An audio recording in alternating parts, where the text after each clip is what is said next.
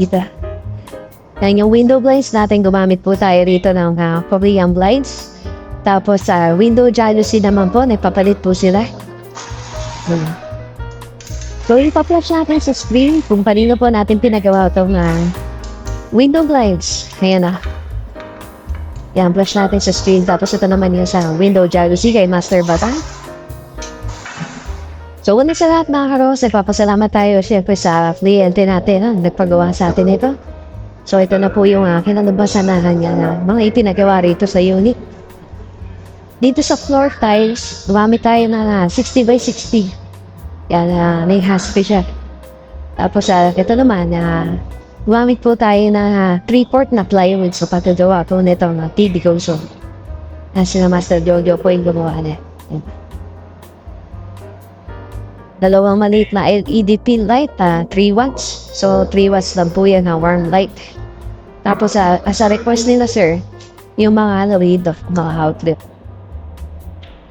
So dito, naka-alambre pa lang to, naka-alambre pa lang siya.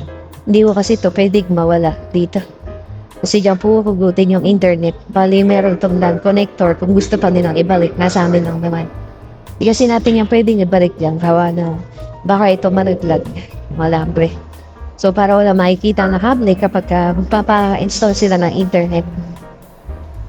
Tapos yung makikita nyo rito sa design ng kisame, pakasimple lang po nito.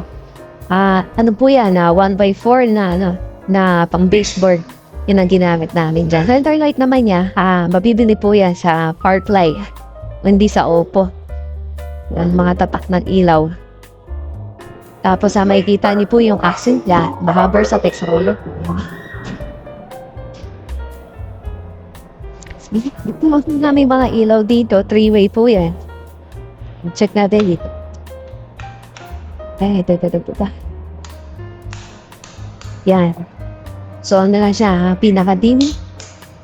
Yung blue light sa barit.